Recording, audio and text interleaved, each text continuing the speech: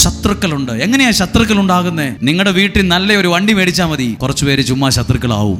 ഒന്നും ചെയ്യണ്ട. നിങ്ങൾ ഒരു 2 ഏക്കർ പറമ്പ് മേടിച്ചപ്പോഴത്തേക്ക് കുറച്ചുപേര് നിങ്ങളോട് മിണ്ടാതാകും. ഒരു സ്ഥല കച്ചവടം നടത്തുന്ന ബ്രോക്കർ പറയുക, ഞാനൊരു കച്ചവടം നടത്തിയപ്പോൾ തന്നെ കുറച്ചുപേര് എനിക്ക് ഭയങ്കര ശത്രുക്കളാണ്. നമ്മൾ പറയില്ല, ഞാനൊന്നും ചെയ്തിട്ടില്ല, ഞാൻ ഒരു തെറ്റും ചെയ്യാൻ പോയിട്ടില്ല, അവരെന്തിനാ? ചുമ്മാതെ ഉണ്ടാവും. നിങ്ങളുടെ കുഞ്ഞുങ്ങൾ ഇവിടുന്ന് പറന്ന് ഒരു രാജ്യത്തേക്ക് പോയി എന്ന് കേൾക്കുമ്പോൾ ചുമ്മാ കുറച്ചുപേര് ശത്രുക്കളാവും. എല്ലാവർക്കും ഉണ്ട് എന്തെങ്കിലും തരത്തിലുള്ള പ്രതിസന്ധികൾ. അപ്പൊ നമ്മൾ എല്ലാ ദിവസവും പ്രാർത്ഥിക്കണം, ദൈവമേ എല്ലാ വിപത്തുകളിൽ നിന്ന് എന്നെ രക്ഷിക്കണം. കാരണം എന്നറിയാമോ, ദൈവവചനം സ്വീകരിക്കുന്ന വ്യക്തി, അതാ വ്യക്തിയിൽ വരുന്നത് ഒരു തീയാണ്.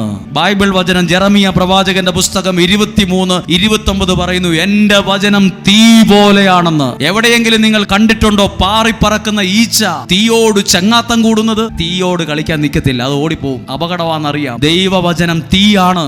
ആ തീ അകത്ത് പറ്റി പിടിക്കുമ്പോ അതെല്ലാ അനർത്ഥങ്ങളിൽ നിന്നും എല്ലാ വിപത്തുകളിൽ നിന്നും നിന്നെ സംരക്ഷിക്കാനും സൂക്ഷിക്കാനും തുടങ്ങും.